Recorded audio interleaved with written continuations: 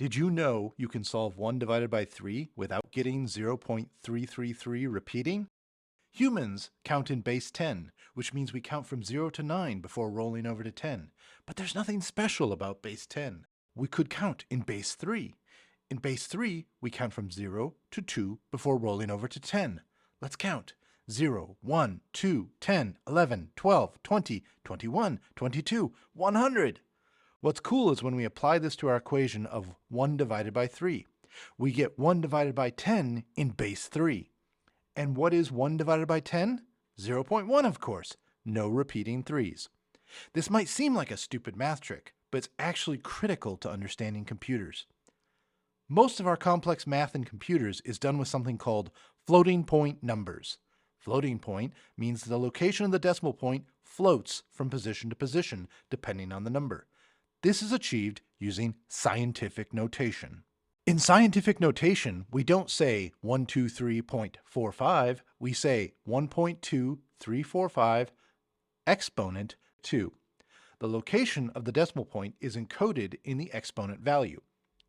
Computers do the same thing with floating point numbers. They encode a number and an exponent value, only they're computers. So they encode scientific notation in binary format. Binary format is base 2. That's right, computers count 0, 1, 10, 11, 100, 101, and so on. Now remember how we get a repeating 3 when we divide 1 by 3 in base 10? The exact same problem occurs when you perform math in base 2, just on different numbers. For example, 0.1 in binary is 1/2, not 1/10. If we move the decimal place over 1, we get the equivalent of 1/4 in base 10. Another spot and we get 1/8. Getting close to 1/10, but by now you might see the problem. Moving the decimal point over again gets us 1/16. We blow right past 1/10.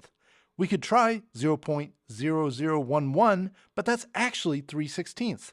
Closer, but not what we want. If we kept going and worked out the conversion, what we get is 0.00011, 0011, 0011, repeating. 1/10 in base 10 is impossible to correctly encode in base 2. The seemingly whole numbers we see when we print them out in programs are rounded to make them more useful.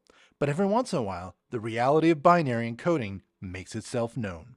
So the next time someone sends you the meme that a computer language sucks because 0.1 plus 0.2 does not equal 0.3, you tell them, that's just how computers work.